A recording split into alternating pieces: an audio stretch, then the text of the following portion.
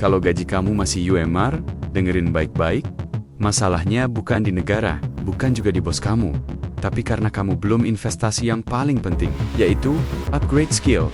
Nggak mau naik level, ya selamanya bakal miskin. Simak penjelasan lengkapnya. Ini realita yang harus kamu terima. Untuk sekarang kita bisa melihat bahwa investasi itu, teman-teman mungkin masih banyak yang bingung ya, investasi itu di mana? Karena kemarin kan sempat kita bikin yang tangga ternak uang itu. Ya Yes. Kan? Banyak yang bingung. Aset yang 10-15% itu apa? Gold itu salah satunya. Ya. S&P 500 salah satunya. Beberapa individual stock di US juga ada, ya kan? Saham-saham yang kita sebut saham-saham compounder, ya. Secara historical Bitcoin juga, bro. Bitcoin juga mengalahkan 10-15% hurdle rate exactly. kita. Cuman ya balik lagi, nggak semua ya porsinya kan harus diatur. Betul, tapi teman-teman harus bisa manage ya. Kira-kira porsinya teman-teman tuh investor yang agresif kah? Konservatif kah? Apakah moderat? Nah ini kemarin banyak yang nanya gitu kan. Kalau misalnya saya punya gaji UMR gitu kan. Ya. Investasi gaji UMR tuh seperti apa? Jawabannya simple. UMR tuh investasi yang perlu dilakukan adalah investasi di skill dulu. Supaya nggak jadi UMR gitu. Tapi gimana UMR nih, kalian nggak mau peduli yang nggak bisa UMR. Lu kalau UMR, lu udah pasti orang paling bego pasti. Sorry to say, ya, lu pasti bego. Kenapa? Karena kalau lu pinter dikit, gaji lu pasti nggak gaji UMR. Gitu. Yes. Nah, bego sama pinternya ini apa nih gapnya nih? Skill. Gitu. Lu bisa pelajarin. Oh, lu cuma tukang data entry. Oh, coba belajar akuntansi dong. Gitu. Pelajari akuntansi. Ketika lu bisa akuntansi, lu jadi akuntan. Gaji lu naik. Gitu. Jadi senior accountant lebih naik lagi, bro. Karena gini, kalau udah belajar akuntansi nanti gajinya nggak diamputasi. Oh, benar juga, ya. Tapi kalau cuma clerical kayak data entry di Excel doang, bro, kayak masukin data, ya kan? Misalnya kerja di perusahaan sawit gitu kan, ada yang kayak data entry, terus ada perusahaan skincare atau cat. Kayaknya harus hati-hati nih ngomongin sawit ya kayaknya. Karena Indo itu gini, weh. Kayak tadi gue datang ke gedung, ya kan? Gue bingung kok kagak ada resepsionnya. Yes. Satpam kagak ada. Pas gue naik, anjrit gelap. Bener. Cuma kantor kita yang nyala. Satu gedungnya cuma kantor kita yang nyala. Yang masuk tuh cuma anak kita. Gue bingung. Ini apa ini kan gitu. Saya banyak lah tanggal merah di Indonesia. Tapi menurut gue terlalu banyak, bro. Karena orang jadi malas. Sama, saya juga tadi kayak udah turun kan, siap-siap. Terus saya selalu kalau sholat Jumat jalan dulu, bro, ke pinggir situ. Iya. Di parkiran gedung sebelah lah intinya. Iya. Terus tiba-tiba pas saya di kok isinya parkirannya tinggal mobil nggak ada yang sholat karena saya tanya satpamnya tanggal merah. Ya. Jadi nggak ada yang sholat Jumat pas tanggal merah. Terus saya lupa lah tanggal merah lagi, perasaan gue merah juga kan. Merah juga. Bener. Jadi Indonesia itu simple. Kalian ini misalnya pengusaha nih, gimana cara naikin income? Coba deh hari ini lu buka aja kantor lu. Oh iya. Pasti lu jadi sedikit lebih kaya. Damn. Gitu. Jadi simple, bro. Karena gini, bro, ini mungkin fun fact ya dan juga thing to consider dan juga semua orang harus dengar sebenarnya kayak investasi itu nggak ada ya sebenarnya. Setuju. In the long enough time frame, kamu beli apapun ngawur ya, asal nggak beli sampah itu pasti harganya naik. Ya, cuman scarce and desirable. Betul. Cuman kuncinya kan kamu harus punya duitnya dulu in the first place. Jadi kalau masih UMR ya dinaikin, kalau mau usaha ya ditingkatin outputnya. Terus kamu beli apapun lah, kamu beli kosan di Gading Serpong bisa naik. Ya juga naik juga. In the long enough time frame.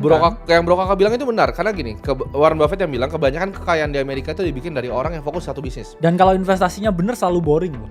Oh ya, satu selalu boring, tapi kedua mereka bahkan banyak yang nggak perlu kayak kasarannya mikir tentang investasi.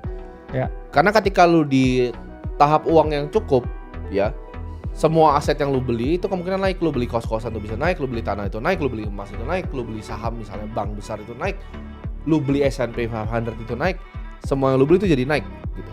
Tapi problemnya adalah kalau lu nggak punya income, lu nggak bisa investasi, lu nggak ngerti investasi, ya udah kelar.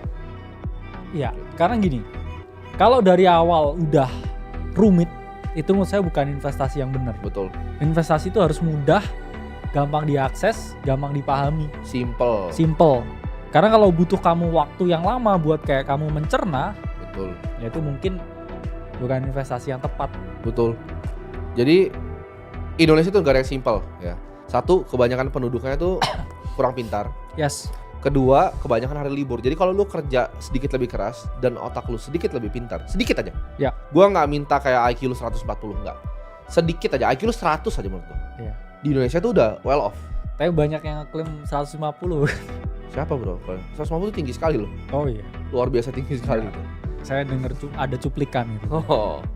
Ya biasa kan orang suka ngaku IQ itu kalau dites di Mensa paling 88. Jadi Indonesia itu gampang kalau teman-teman mau kompetitif, mau thrive, mau cari. Tapi gini, banyak yang bilang, oke, kita show-nya ini nggak bantu yang UMR, ada yang bilang gitu. Ya. Satu, ya, yang nelpon tuh kalian. Kan lupa deh nontonin yang nelpon, gimana sih? Iya. Terus ada yang merasa kalau mereka tinggi banget gajinya. Mereka aja yang nelpon ngerasa kecil bro. Iya. Lu yang nelpon kita yang dimarahin kan. Iya. Lu Kan yang nelpon kita yang diomelin nggak cater ke UMR. Jawabannya kalau ada yang nelpon UMR nih, dia tanya, "Bang, gue gaji UMR nih." Gue cuma ngomong gini kan. Oke, lu hemat-hemat lah gitu. Yes. Investasi juga apa, bro? 2 Iya, juta. Apa? Lu mau beli apa 2 juta? Oke. Yes. Lu beli Palantir deh 2 juta ya kan? Naik bro 400%.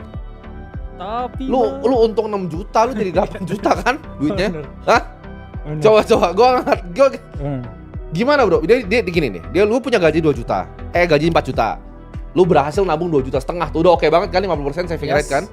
Wah, itu bukan nggak oke lagi, itu hidupnya menderita. Terus investasi di yang paling terbaik dari 2024, Palantir gitu. Dia ikut gua lah beli Palantir gitu. Duitnya jadi 8 juta, emang hidupnya berubah bro? Enggak. Sadar lu. Sedangkan kalau lu cuma naik gaji doang, itu lu dapat 5 juta, terus bulan depan dapat 5 juta lagi. Ya, Ini tapi kayak kan analisa. buat mau naik gaji kan harus ada stepnya kan. Kita Ya. ngomong skillnya harus meningkat. Betul. Karena memang di Indonesia itu, ya nggak di Indonesia, tapi di dunia itu menerapkan yang namanya meritokrasi. Bener. Lu oke, lu dibayar. Betul. Dan semua orang punya kesempatan sama kok buat naik ya. Iya, semua kesempatan sama, betul. Semua kesempatannya sama, cuman nggak semua mau bro.